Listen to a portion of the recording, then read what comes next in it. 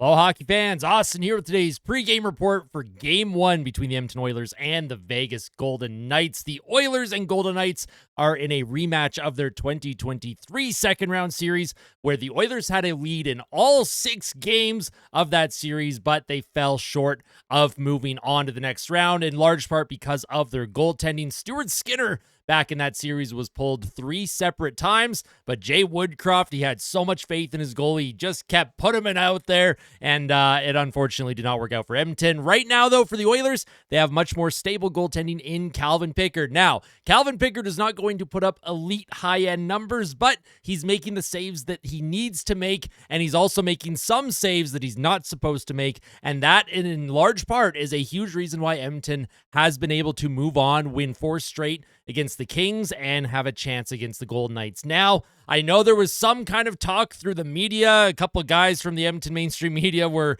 kind of floating the idea that Stuart Skinner would get the start. That is not happening. I highly doubt that Stuart Skinner gets any starts in this entire series unless Calvin Pickard completely implodes in games 1 and 2, which, knocking on wood, hopefully that does not happen. If you're an Oilers fan, of course, if you're a Vegas fan, you want that to happen. You want Stuart Skinner to be in this crease for the Oilers. Matt, in today's pregame report, I'm going to be going over the projected lineups for the Edmonton Oilers. I'll be going over the stats for both teams so far during the playoffs. I'll be going over the keys to the game, players to watch, and of course, the score prediction. So let me know who your players to watch are. Let me know your score prediction in the comment section below. And friendly reminder as well, I will be doing a live stream commentary during the game tonight. So if you are not yet subscribed to the channel, you want to be part of that, you want to be notified, make sure to hit subscribe, make sure to hit the little bell so that you are notified anytime I upload or go live. The live streams have been so much fun in the first round, and I have no doubt that the live streams for round 2, especially with Vegas fans, are going to be incredible. Vegas fans are great. Good luck. Preemptive handshakes, Vegas fans. Cannot wait for this series to start. But with that out of the way, let's discuss the projected lineups for the Edmonton Oilers. Top line looks like it's going to stick with Draisaitl, McDavid, and Corey Perry. Now, of course, Corey Perry throughout the game, usually by the time the third period rolls around, he will get dropped down the lineup, and then you'll see guys like Evander Kane or Zach Hyman get shifts up with the top guns. Because of Edmonton's depth lately, because of how much depth scoring they actually got in round 1 against the Kings, it is allowing Edmonton to play Draisaitl and McDavid on the same line. Normally, Oilers fans, including myself, we like seeing McDavid and Draisaitl on their own lines because it makes line matching much more difficult for the opponent. But if the Oilers are getting contributions from lines 1 through 4, you know, it's one thing to stop McDavid and Draisaitl, but can you stop Nugent Hopkins, Kane, and Hyman? And then can you stop Henrique, Brown, and Frederick? And then can you stop Janmark, Podkolzin, and Arvidsson? It's a tough ask for Vegas, especially if the Oilers' depth is starting to show up on a regular, regular production that we haven't seen before. This is a good sign for the Oilers, obviously, and the advanced metrics for the Oilers' depth have also been very strong as well. Line 2 for Edmonton, Evander Kane, Nugent Hopkins, and Zach Hyman. Evander Kane, he really started to find his form about halfway through that Kings series. About game 3 onward, I thought he was very effective on the forecheck. He had a couple of goals. He had that tying goal in game 3 that Jim Hiller, for some reason, challenged, and the Oilers ended up winning on that power play. Nugent Hopkins, he's had a quiet, productive first round of the playoffs so far. He came in clutch in game 6, scored a power play goal. For Nugent Hopkins, I've actually liked his game a lot. He does a lot of really good things. He hasn't been noticeable in a bad way, and he does a lot of quiet things very, very well, and that is instrumental in the Oilers being able to potentially move on past Vegas. They need Nugent Hopkins to produce a whole bunch if the Oilers are going to have a chance here. And of course, Zach Hyman, he had a couple goals against the Kings as well. For Zach Hyman, I think we're looking for a little bit more production in terms of the goal scoring side, but his physicality cannot be understated. He was an absolute wrecking ball in round 1 versus the Kings. He was hitting literally anything that didn't have an Oilers logo or color on it. And for Zach Hyman, look for him to continue that physical play. If you're not scoring, what else are you doing on the ice for Zach Hyman? He is contributing physically, and it's good to see that he is banging some bodies right now. Third line, you have Trent Frederick with Adam Henrique and Connor Brown. This was a very underrated line against the LA Kings. Connor Brown had 5 points for the Oilers, 3 goals and 2 assists, including the empty netter that sealed the deal in Game 6 for Edmonton. For Connor Brown, his production, he just seems to elevate his game once it comes to the playoffs, despite having a pretty decent regular season. He had 13 goals and 30 points in the regular season, which, I mean, for a guy that plays predominantly third and fourth line minutes, you can't ask for much more. And so far in the playoffs, he's producing even more than I think we expected of him. Look for this third line to be a difference maker for Edmonton. Look for them to be a line that goes out against Vegas's top two lines every now and then. Look for Chris Knobloch to see if this third line specifically can kind of be that shutdown, maybe score a goal here and there line. Adam Henrique, real smart player, good two-way player. I liked his game a lot against the Kings in round one. And Trent Frederic, he looked slow to start in that series against the Kings, but every single game, he's looking better and better. And obviously with the extra few days of rest, whatever's been bothering him with that ankle or knee, I do assume that it has been a high ankle sprain that he's been dealing with, but I'm not a medical professional, so I'm only speculating. For Trent Frederic, the extra help, obviously, the extra days off helps immensely is what I'm trying to say. And Trent Frederic, he also scored his first goal as an Oiler against the Kings in Game 6. That at the time eventually became the game winner. That was the 5th goal for Edmonton. So for Trent Frederic, if the Oilers are going to have a chance to beat Vegas, they need him to also continue to contribute on offense. And then the 4th line, Vasily Podkolzin, Matthias Janmark, and Victor Arvidsson. Now, this is a line that you don't expect to produce too much offense, but Podkolzin in round 1 had 4 assists. Matthias Janmark had 2 goals, passed a goaltender, by the way. He could not do that in the regular season. Now he already has 2 goals that he has shot past goaltenders in the first round. Matthias Janmark, again, just like Connor Brown, these are 2 players that pretty polarizing when it comes to oil country and how we view certain players during the season. But in the playoffs, they are absolute nails. They are incredible. And Matthias Janmark, we need him to continue that play.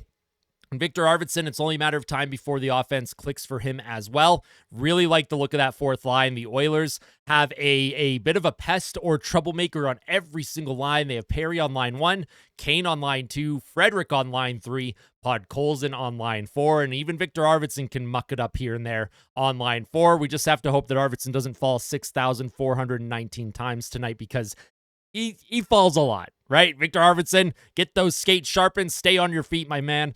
On defense, you'll have Nurse with Bouchard, but hopefully that is not a consistent defense pairing. They're probably going to start with those 2 just to see how they look against Vegas. But obviously, if they're being kind of shelled or if a lot of high danger chances are happening with those 2 on the ice, they're going to have to make adjustments because Nurse with Bouchard did not look very good against the Kings. They had moments where, yes, they can get the puck out and produce offense.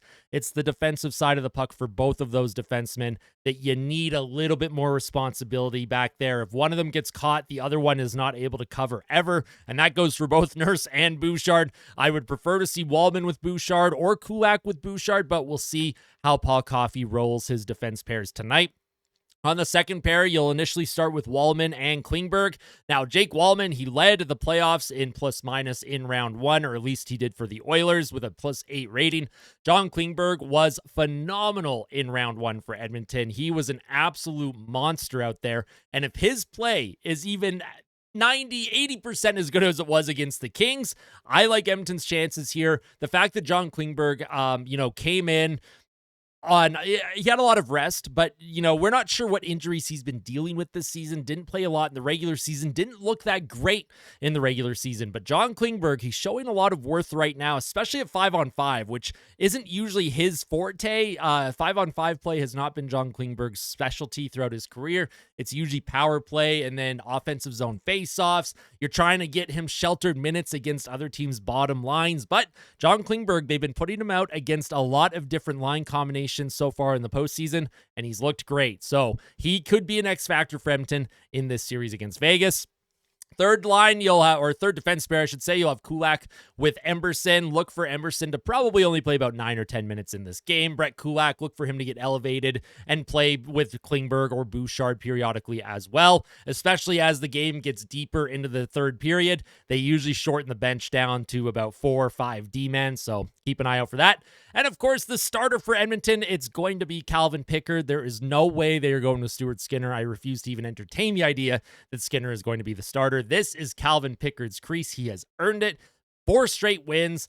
He's been instrumental in every win that Edmonton has had in the playoffs this season, and they're going to need him to keep playing very strong tonight against the Vegas Golden Knights. Now, when it comes to the playoff stats for these two teams, Vegas, they are 4-2. Their power play ranks 7th in the playoffs. Penalty kill ranks 6th.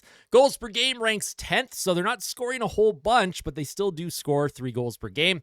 Goals against per game, this is interesting. Vegas was outscored in that first round against Minnesota. They were outscored at 5-on-5, but their 5-on-5 stats were actually solid. They ranked 3rd in 5-on-5 expected goals. They ranked 8th in high danger chances for, and they ranked 3rd in shots for percentage at 5-on-5. So the Golden Knights, they got outscored at 5-on-5, but it was kind of goaltending that I think was sinking them early in that series. Adin Hill, as that series went along, Vegas got better and better. They found their defensive formation. Adin Hill locked the doors down in games 4, 5, and 6 for the Golden Knights after they fell behind 2-1 in that series. And if Vegas is going to go deep, if they're going to beat Edmonton, they're going to have to hang on. Adin Hill's going to have to make some big saves because the Oilers, their ability to generate high danger chances is unmatched in the postseason so far. And for Vegas, they are a very good cover the slot, the inner slot, the high danger areas of the ice. It's very hard to penetrate that part of the ice against the Vegas Golden Knights. But Edmonton, we said that about the Los Angeles Kings. In the regular season, LA was one of the best shot suppression and high danger suppression teams in the entire NHL. But in the first round, the Oilers made mincemeat out of LA's defensive structure.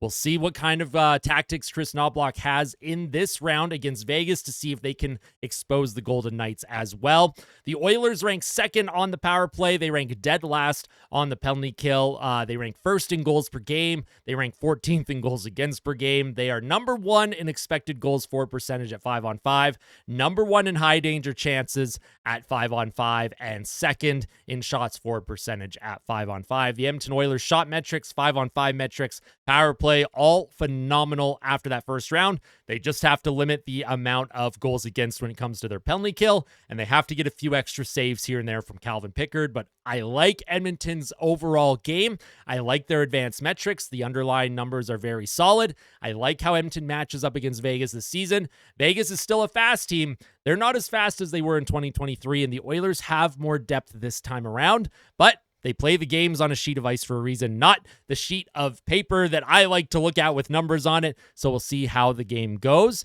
Keys to the game tonight for the Edmonton Oilers. They have to score the first goal. They fell behind in every single game against the Los Angeles Kings, and the Oilers, they are notorious for losing game ones. They lose game one so often, it's not even funny, and you want to get a series lead just for once. Jack Michaels tweeted out that since 2017, the Edmonton Oilers have won 8 playoff series, and the Oilers have been behind in 7 of them. That is just crazy. Yes, it shows that this team with McDavid and Draisaitl, that they can come back. They can hang in a series, and they can turn the series around on its head. But as someone that likes and appreciates the numbers, the percentages, you cannot fall behind in a series, especially against teams like Vegas, who have won a cup recently, who have a lot of players still remaining from that cup-winning team. They still have the head coach, Bruce Cassidy, who's one of the best tactical coaches in the entire NHL. This is a tough matchup. For Edmonton, not only do they need that first goal, but you have to win the first game. You cannot go into Vegas and just expect to go down 0-2 like you did to the Kings and then just come back in the series. Absolutely not. At minimum, Edmonton needs the split here. I would prefer to see them win game 1 and put the pressure on their opponent just for once. Just for once, I want to see Edmonton put the pressure on their opponent, not the other way around. Second key to the game for Edmonton is to neutralize the rush. They are still the worst rush defending team. That is carried over into the playoffs. The Vegas Golden Knights, they are going to try and stretch that neutral zone. They're going to try and clog things up. They're going to try and attack on transition, and they have a lot of game breakers, including players like Jack Eichel, who can just absolutely make you pay. If you make a single mistake, Jack Eichel is going to be all over you, and it's the same with Edmonton. If you make a mistake against the Oilers, guys like Connor McDavid are just going to absolutely wreck you. They're going to wreck your defense. Both teams are great on transition. Both teams are good at taking the puck in the neutral zone from their opponent, takeaways, giveaways, that sort of thing, and then attacking on the rush. For Edmonton, though, you have to find a way to neutralize it, even if that means playing back a little bit more, even if that means creating a low event style game. It may be boring, but you got to do it if you want to win against the Vegas Golden Knights. Vegas is a patient team, right? They are a patient team, and they will play patient, and they will wait for an opportunity for Edmonton don't give them an easy opportunity. Make everything difficult for them. If they're going to attack off the rush, make their life miserable, make it as hard as possible to do so. And then number 3, key to the game for the Edmonton Oilers is going to be 900 save percentage. That's what we're looking for from Edmonton's goaltending. If they get a 900 save percentage or better, their chances of winning are very, very, very high because they are good at shot suppression. They only give up about 27, 28 shots per game. So that's about assuming 900 save percentage, 2.8 to 3 goals per game against. I like Edmonton's ability to produce offense. That should be enough to get the job done, but they have to get that first goal, and Calvin Pickard has to lock things down as well. For the Golden Knights, number 1 key to the game for them, speed kills. I did mention that this Golden Knights team, they are not as fast as they were in 2023. They don't have as many speedsters on this roster, but they are still a skilled team. They are still a fast team, and they can kill you off the rush. I noticed, for the Oilers, I put neutralize the rush. For the Golden Knights, one of their keys to the game is speed kills. Their speed could kill Edmonton in the neutral zone, could kill them in the defensive zone. The Oilers have to be ready to go right from puck drop. They have to be able to move their feet. Otherwise, the Golden Knights are going to expose them. Number 2, roll 4 lines. Now, this is obviously something that Bruce Cassidy does do, and the LA Kings did not do in the first round against Edmonton. If you want to beat the Oilers, you got to roll 4 lines. You cannot tire out your 4 lines and your 6 defensemen. You have to be able to roll them all, right? You can't go top heavy, not against Edmonton, especially with Edmonton's depth now. The Oilers are going to roll 4 lines. The Knights are going to have to match that. And number 3, key to the game for the Golden Knights is special teams. Of course, Vegas had a terrific power play in the regular season. Not as good here so far in the playoffs, but it is a small sample size. If Vegas does get a few power plays, they have to take advantage of Edmonton's terrible, terrible penalty killing. The special teams could be a difference in this series for Vegas. Now, players to watch. Number 1, I'm going Connor McDavid for Edmonton. And number 2, going Jack Eichel for Vegas. I'm taking the best player, the most dynamic, the biggest game breakers from each team. Look for both of them to have big games tonight. Jack Eichel historically has had the upper hand when it comes to the goals for, goals against at 5-on-5 when he matches up against McDavid. Jack Eichel and the Vegas Golden Knights are actually pretty good at limiting Connor McDavid's production against them, whether it's regular season or playoffs. McDavid is about league average when it comes to point production against Vegas in his career. And, for a lot of teams, that would be like, hey, that's great. He's getting league average production. For Connor McDavid, that is way below his norm. That's way below what Oilers fans expect. Vegas, they are going to be tactical tonight. They're going to make life miserable, see what McDavid can do against Vegas, see if he can open things up and find a way to produce despite how much coverage he's going to have on him. For Jack Eichel, of course, he's the guy that has been driving the bus all season long for the Golden Knights. When he's going, the rest of the team goes with him. For Jack Eichel, keep an eye on him and keep an eye on the Oilers and see how they defend against Eichel. And of course, now the score prediction. What the heck score prediction am I going with? Am I going with the Homer vibe? Am I saying Edmonton is going to lose game 1 again because they always lose game 1? Well, you know what? Against the Kings in game 1, I did predict the Oilers to lose that one, and I'm going to change it up. I'm flipping the narrative around. I'm going to say 5-4 Oilers in regulation, with the happy little smiley face. That is my score prediction. I think because of how much time off both teams have had, I think because of how this game is going to play out, I think early in this game, defensive structure is not going to be solid. I think both teams are going to get some early chances. You may see a pretty high scoring first period, and then slowly things will tighten up in the second and third period. It's going to be a high scoring game. I'm going 5-4 Oilers. Let's see if they can get the job done, get that 1-0 series lead. At minimum, the Oilers need a split. At minimum, you cannot fall behind in this series. Do not fall behind against the Golden Knights. Put the pressure on them. For Edmonton, if they get the series lead, we know Edmonton. We know Rogers Place is a hornet's nest for opponents to jump into and play in. Find a way to get home ice advantage away from the Golden Knights. If you can do that, especially tonight, plant a seed of doubt in the Vegas Golden Knights' minds as well. It's hard to do that against recent Cup winners, especially when they have a coach like Bruce Cassidy behind the bench. That team, nothing phases them. They went down 2-1 against Minnesota. They were completely unfazed. They won 3 straight to take the series. The Oilers, they went down 2 games to the LA Kings and then won 4 straight. These are 2 teams that have Stanley Cup aspirations. These are 2 teams with a window that is still wide open. Edmonton, and they are two teams that are going to be desperate to get past each other here this round. It is going to be a phenomenal game tonight. I cannot wait to see you during the live stream at 7:30 p.m. local time. I can't wait, Oil Country. Make sure you tell someone that you love them before the game tonight. And as always, fight like a kid, fight like Ben. Let's go, Oilers. We'll see you tonight.